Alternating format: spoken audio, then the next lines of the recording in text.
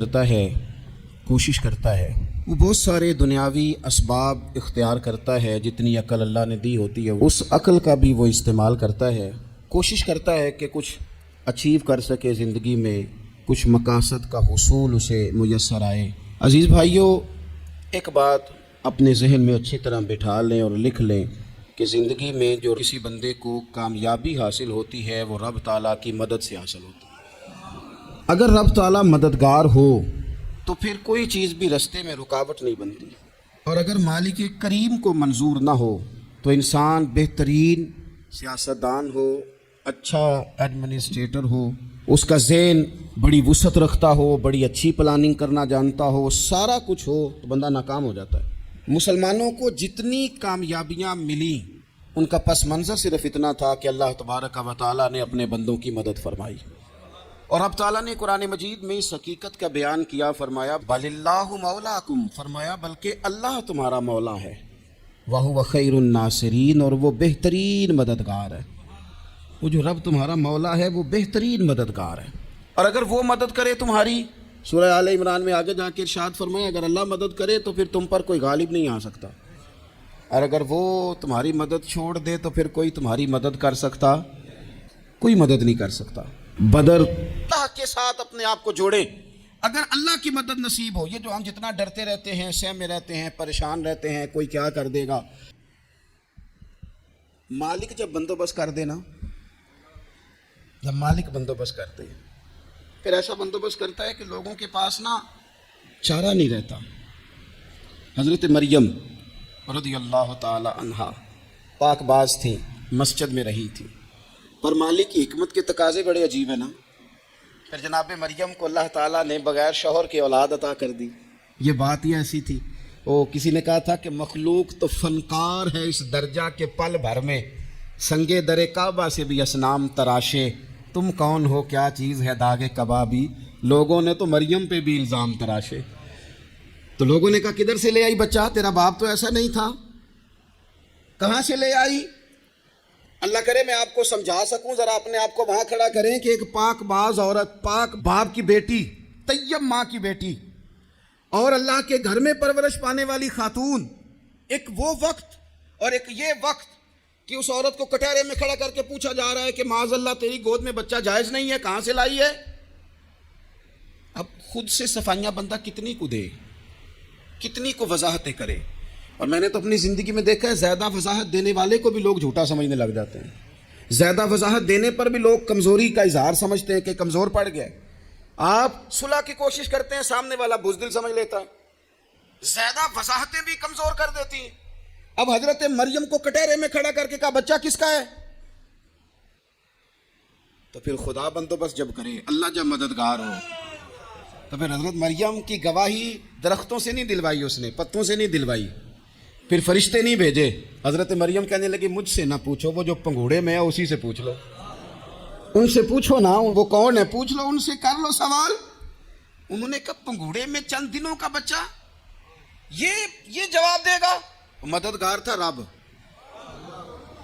ان کی برات کا اعلان کرنا تھا مالک نے، اور جب مالک اعلان کر دے، جب مالک تیری صفائی دینا چاہے، جب مالک تجھے دنیا کے سامنے نکھارنا چاہے، تو پنگوڑے میں لیٹے حضرت عیسیٰ بول کے کہنے لگے انی عبد اللہ آتانی الکتاب، فرمایا میں اللہ کا بندہ ہوں، رب نے مجھے کتاب عطا کر کے نبی بنا کے دنیا میں بھیجا ہے، میں اللہ کا بندہ ہوں، کتاب لے کے آیا ہوں، نبی بن کے آیا ہوں۔ پھر پنگوڑے سے اعلان ہو گیا، پھر بچہ بول پڑا، اور یہ ایک دفعہ نہیں بات ہوئی، یہ بنی اسرائیل میں ایک جریج نام کے شخص بھی تھے جو نماز پڑھ رہے تھے، بعض نے لکھا ہے نفل نماز تھی، اماں نے پکارا تو آئے نہیں، تو ماں کے منہ سے نکل گیا تو اتنی دیر تک مرے گا نہیں جب تک کسی بے حیا عورت کا منہ نہ دیکھ لے۔ تو وہ عبادت گزار تھے، لیکن لوگوں نے ان کی عبادت، ریاضت، پرہیزگاری کو نہیں دیکھا، بس ایک عورت کو بھیج کے الزام لگوا دیا۔ وہ عورت آیا جایا کرتی تھی، اب آ جاتی ہیں عورتیں، مسئلہ پوچھنے کی نیت سے بھی آ جاتی ہیں، ماحول میں کچھ جگہ ایسی بھی ہیں جہاں عورتیں دم کرانے کے بہانے آ جاتی ہیں۔ وہ خاتون آتی جاتی تھی، اس خانقاہ پہ آستانے پہ یہ بخاری میں موجود ہے، پر اس نے کہا میری گود میں جو بچہ ہے یہ انہی کا ہے، مجھے بتائیں کیسے بندہ وضاحت دے۔ حالات خراب ہو گئے، لوگ کٹیا جلانے لگے، ماحول اور طرح کا بن گیا. میرے نبی پاک علیہ الصلوۃ والسلام فرماتے ہیں پھر اس رب کے بندے نے کہا مالک تو کریم ہے, تیری مشیت کا تقاضا آیا جو میری ماں نے جملے بولے تھے, پر اب میں وضاحت دینے کے قابل نہیں رہا, اب تو ہی کرم کرے گا تو دروازہ کھلے گا. تو وہ چند دنوں کا بچہ پنگوڑے میں بول کے کہنے لگا میں اس درویش کا نہیں, میں تو فلانے چرواہے کا بچہ ہوں, وہ جو بکریاں چراتا ہے. رب کی مدد کو پکاریں, اپنے ساتھ اپنے مالک کی مدد کو شامل کریں, تھوڑے رزق پر بھی گزارا اچھا ہونے لگ جائے گا. سارے لوگ آپ کو گرانے کی تدبیریں کر رہے ہوں گے اور مالک آپ کو عزتیں عطا فرما دے گا. اس کی بارگاہ سے حکمت کا تقاضا اور ہو جائے گا. ہم نے ساری زندگی لوگوں کو راضی کرنے میں گزار دی, ساری زندگی بڑھاپا آ گیا بچوں کو پالتے, اور بچوں نے آخری عمر میں کہہ دیا ابا اگر کوئی ڈھب کا کام کر لیتے تو آج ہمارے دن بھی پھر نہ جاتے. ساری زندگی گزار دی بہن بھائیوں کو راضی کرنے میں, ساری زندگی گزار دی ذمہ داریاں اٹھانے میں. ان کو 99 دفعہ دیا, ایک دفعہ نہیں دیا تو انہوں نے کہہ دیا تو نے تو کبھی دیا ہی نہیں, تو تھا ہی نہیں. ساری زندگی محلے داروں علاقے والوں کو راضی کرنے میں گزار دی. اور میں نے ایسے لوگ بھی دیکھے دین کے لیے وقت گزارا, لیکن جب بڑھاپے میں دانت کام نہ کرتے تھے تو وقت کے مفتیوں کو بھی مسجدوں کی کمیٹیوں نے کہہ دیا اب آپ کی سمجھ نہیں آتی, ہم نے خطیب کو یور رکھنا ہے, نہ دیکھو دنیا کی طرف, دنیا رلا دیتی ہے, نہ راضی کرو بندوں کو, بندے تھکا دیتے ہیں, نہ پیچھے بھاگو ہر وقت دنیا داروں کے, یہ انسان کو کمزور کر دیتے ہیں. وہ تو کریم ہی بڑا ہے, 2 آنسو زمین پر بعد میں گرتے ہیں, بندے کے گناہ سارے پہلے معاف فرما دیتا ہے. اللہ کی مدد کا حصول, اپنے مالک کی مدد کی طرف بڑھنا. آپ کو بدر کی جنگ بھی یہی درس دے گی, آپ کو احد کا میدان بھی یہی سبق دے گا, فتح مکہ بھی یہی سبق دے گا. میرے دوستو, جب رب مدد فرمائے, جب اللہ مددگار بنے. دوستوں سے ایک بات اکثر کرتا ہوں, میں کہتا ہوں کہ جتنے درد سے آپ امیر کو اپنی کہانی سناتے ہیں نا, اور جس طرح آپ کے آنسو بات کرنے سے پہلے گر جاتے ہیں کہ غریب ہیں, بچیاں ہیں, کاروبار نہیں, او میرے سنگیوں, اس سے آدھے آنسو اپنے رب کی بارگاہ میں بکھیرو, اس کے حضور عرض گزار ہو جاؤ, اس سے طلب کرو. ایک وقت انسان پر زندگی میں ایسا آتا ہے کہ اسے یوں محسوس ہوتا ہے کہ میرا سایہ بھی ذرا سا پیچھے ہٹ گیا ہے. اسے یوں لگتا ہے کہ میں کسی سہارے پہ ہاتھ ڈالتا ہوں تو وہ بھاگ جاتا ہے مجھ سے. لیکن مالک کی بارگاہ ایسی عظیم بارگاہ ہے, رب رسول کے آستانے اتنے بڑے ہیں کہ آپ جب وہاں کشکول طلب دراز کرتے ہیں تو جھولی پھیلانے میں دیر لگتی ہے, ان کو بھرنے میں تو کوئی دیر نہیں لگتی. ہم نے اپنا سوچ کا قبلہ ہی دنیا کو بنا لیا ہے. یہ جو اللہ والوں کی مدد ہے یہ تو ہے نہیں, اللہ ہی کی مدد ہے. لیکن یہ جو سیٹھوں کی طرف توجہ کرنا, نوابوں کی طرف توجہ کرنا, دنیا داروں کی طرف توجہ کرنا, اور اپنا مزاج اس طرح کا بنا لینا, یارو گردن کو جھکا دیتا ہے خیرات کا پتھر, جہاں میں مانگنے والوں کے سر کبھی اونچے نہیں ہوتے. اور اقبال کہتے ہیں غیرت ہے بڑی چیز جہاں تگ و دو میں, پہناتی ہے یہ فقر کو تاج سردارا. میں عرض کروں گا کہ اپنی آپ جب توجہ کا قبلہ اللہ رسول کو بنائیں گے تو رب فرماتا ہے وَيَرْزُقْهُ مِنْ حَيْثُ لَا يَحْتَسِبُ, میں نہ تجھے وہاں سے رزق دوں گا جہاں سے کبھی تیرا گمان بھی نہیں گیا ہوگا. یہاں سے بھی مل سکتا ہے, تو نے سوچا بھی نہیں ہوگا. بخاری شریف میں حدیث ہے, حضرت جابر ابن عبداللہ فرماتے ہیں نبی پاک صلی اللہ علیہ وسلم نے 300 لوگوں کا ایک لشکر روانہ کیا کسی مہم کے لیے, کسی جہاد کے لیے. حضرت ابو عبیدہ بن جراح رضی اللہ تعالیٰ عنہ امیر لشکر تھے. فرماتے غربت اتنی زیادہ تھی, بھوک اتنی زیادہ تھی کہ ایک ایک کھجور دن میں ایک وقت کھانے کو ملتی تھی, اور کچھ دن ایسے آئے کہ اب کھجور بھی نہیں مل رہی. فرماتے اتنی زیادہ بھوک لگی مجاہدین کو 300 بندہ پتے کھا کے گزارا ہونے لگ گیا. یہ بخاری میں موجود ہے. آپ فرماتے کہ دریا کے کنارے ہمارا پڑاؤ تھا, ٹھہراؤ تھا.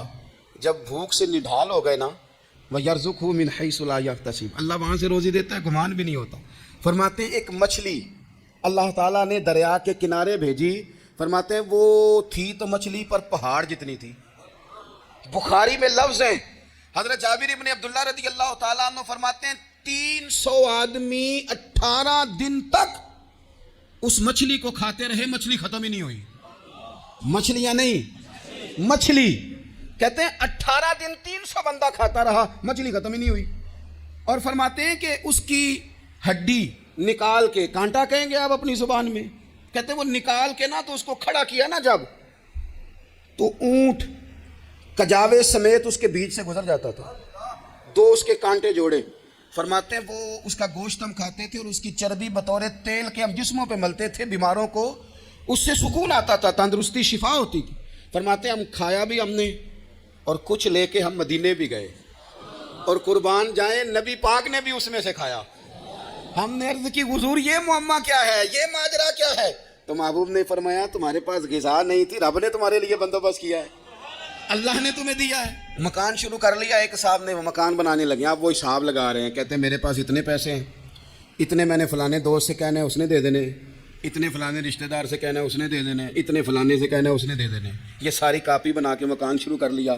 جو روز کہتا تھا نا کوئی حکم ہو جاتے دسی، سب سے پہلے اس کو کہا میاں پیسے چاہیے دین. وہ کہندا ہو کل ہی منڈا ٹوریا ہے، کہتے تو پرسوں 10 داتے لب جانے سن. میں آپ کو اپنے تجربے کی بات بتا رہا ہوں. جن لوگوں کا خیال ہوتا ہے نا کہ آپ سٹارٹ کریں فلانا کام، ہم آپ کے ساتھ ہیں، اللہ کا ہی کوئی نظام ہے، وہ بالکل بھی نہیں ساتھ ہوتے. لیکن ایسا نہیں ہے کہ کوئی ساتھ نہیں ہوتا، اللہ تعالیٰ بڑے اسباب پیدا کرتا ہے، وہاں سے دیتا ہے جہاں سے گمان بھی. ہمارا یہ ذہن بن جاتا ہے ہم ساری اپنے حساب سے چلتے ہیں، اتنے رشتہ داروں سے اتنے، کون آپ کے ساتھ چلے گا؟ سوال ہی نہیں پیدا ہوتا. یہ سارے کام چھوڑ کے سب سے پہلے 2 رکعتیں پڑھو، اپنے رب کی بارگاہ میں، رسول کائنات کی بارگاہ میں گزارشات اور استغاثے پیش کرو، وہاں سے خیر طلب کرو. دنیا دار کیا دیں گے، کیا دے سکتے ہیں، کیا حیثیت ہوتی ہے کسی؟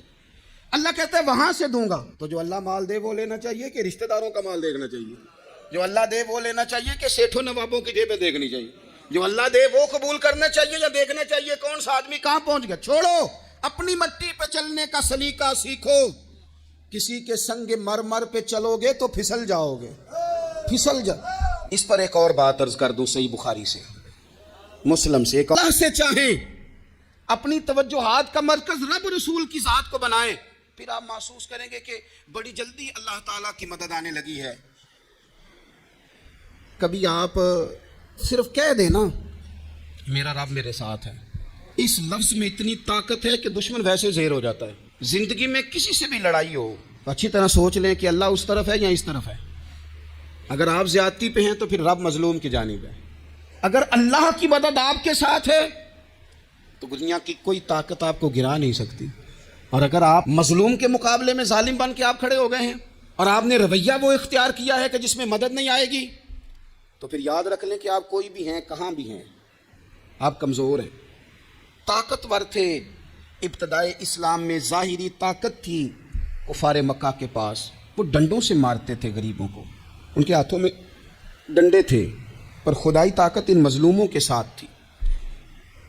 صاحب زرقانی نے لکھا ہے حضرت زنیرہ رضی اللہ تعالیٰ عنہ ایک لونڈی ہے، غریب ہے، ماڑے دا کی کام محمد نس جانا یا رونا، غریب سادی بی بی اور لونڈی کنیزہ، ایک مشرک کی کنیزہ تھی، انہوں نے کلمہ پڑھ لیا. وہ ڈنڈوں سے مارتا، دروں سے مارتا، تکلیف دیتا. حضرت زنیرہ رضی اللہ تعالیٰ عنہ کو اتنا مارا، اتنا مارا. اب آپ ایک اور پہلو پر بھی غور کریں، مار بھی پڑ رہی ہے پر خدا ادھر ہی ہے، اللہ کی مدد ادھر ہی ہے. رب کہتا ہے کہ پہلے تو صبر کرنا، ان اللہ مع الصابرین، تو صبر کرے گا تو پھر رب کی معیت ملے گی. ذرا ٹھہرنا، تو تھوڑا ڈٹنا. ان الذین قالوا ربنا اللہ ثم استقاموا تتنزل علیہم الملائکہ. تو کہے اللہ میرا رب ہے، پھر تو پہلے ڈٹ، پہلے تو نے ڈٹنا ہے. ثم استقاموا، جو ڈٹ گیا، تتنزل علیہم الملائکہ، ڈٹنے والے کے لیے مدد آتی. پہلے تھوڑا ٹھہرنا پڑتا ہے، پہلے تھوڑا صبر کرنا پڑتا ہے، حوصلہ کرنا پڑتا، اس کے بعد مدد آتی. مار پڑ رہی ہے، مارا جا رہا ہے.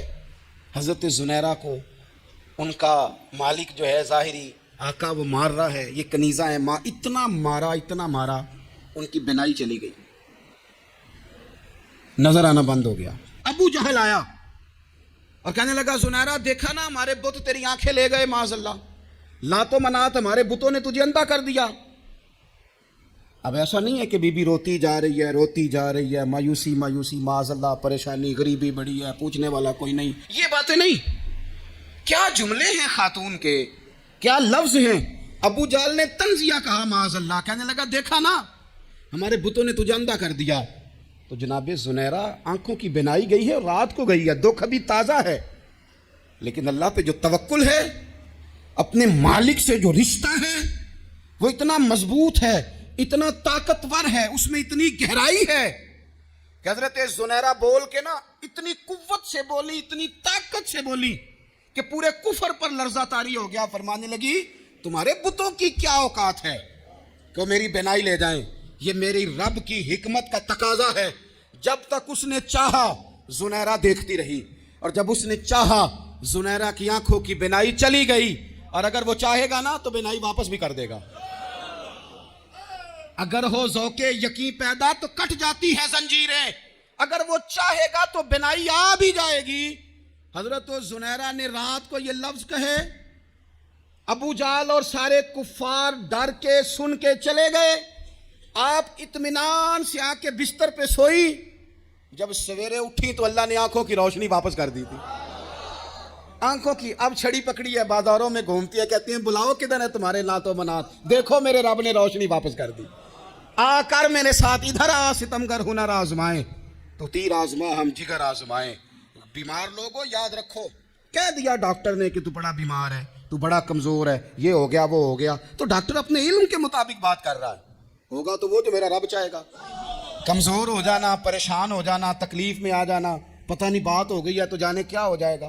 اپنی زندگی کے اندر اپنے رب سے رشتہ مضبوط کریں، رسول کائنات سے رشتہ مضبوط کریں، اللہ والوں سے رشتہ مضبوط کریں۔ حضرت زنیرہ نے پیغام دیا کہ زندگی میں جو جینا چاہتے ہیں تو وہ رب کا نام لے کے جی سکتے ہیں، جو اپنی زندگی میں خوشیاں دیکھنا چاہتے ہیں تو رسول اللہ کے نام پر خوشیاں دیکھی جا سکتی ہیں۔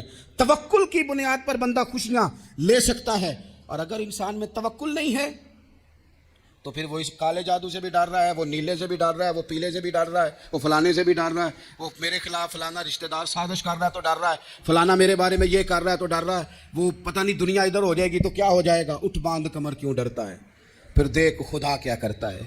تو اس ساری گفتگو کا نچوڑ آپ کو یہ عرض کیا ہے، سب سے پہلے تو یہ کہ میدانوں میں مدد بھی اللہ کی، رزق میں مدد بھی اللہ کی، فصلیں خشک ہوں تو مدد پھر بھی اللہ کرے، تو پھر ساری مدد، اور اگر انسان بیمار ہو تو پھر بھی مدد اللہ کی۔ تو اپنے اللہ کی جانب توجہ کو بڑھائیں، آپ اللہ سے مدد کے سوالی بنیں۔ ترمذی کی ایک حدیث ہے، میں آپ کو زندگی کا تجربہ بتاتا ہوں کہ جب میں بڑا پریشان ہوتا ہوں تو یہ والی روایت کھول لیتا ہوں، مزہ دیتی ہے۔ میرے نبی پاک علیہ السلام نے فرمایا اپنے دکھ سیٹھوں نوابوں کو نہ کہنا، مالداروں کے نہ کہنا، ورنہ اللہ تمہیں کبھی غنی نہیں کرے گا۔ فرمایا اپنے دکھ اپنے رب کی بارگاہ میں عرض کرنا، جلدی کرے یا دیر سے کرے اللہ تمہیں لوگوں سے بے نیاز کر دے گا، اللہ تمہیں غنی کر دے گا۔ رات کو بیٹھو نا اس کی بارگاہ، اسے دکھڑے سناؤ، چھوٹی چھوٹی باتیں، حضور نے فرمایا نمک بھی مانگو تو رب سے مانگو، چھوٹی چھوٹی بات سے شروع کرو نا۔ جب بندہ شروع کرتا ہے نا چھوٹی چھوٹی چیزیں تو بڑی ساری چیزیں یہ اس طرح ہوتا ہے جیسے بندہ رب سے گفتگو کر رہا ہے، مالک مجھے یہ چاہیے، مالک میں یہاں کمزور ہوں، اللہ میں یہاں پریشان ہوں۔ آپ یہ کر کے تو دیکھیں، لمبی لمبی دعائیں مانگ کے تو دیکھیں، اس کے حضور جڑ کے تو دیکھیں، آپ دیکھیں گے راحت کتنی ہے، سکون کتنا ہے۔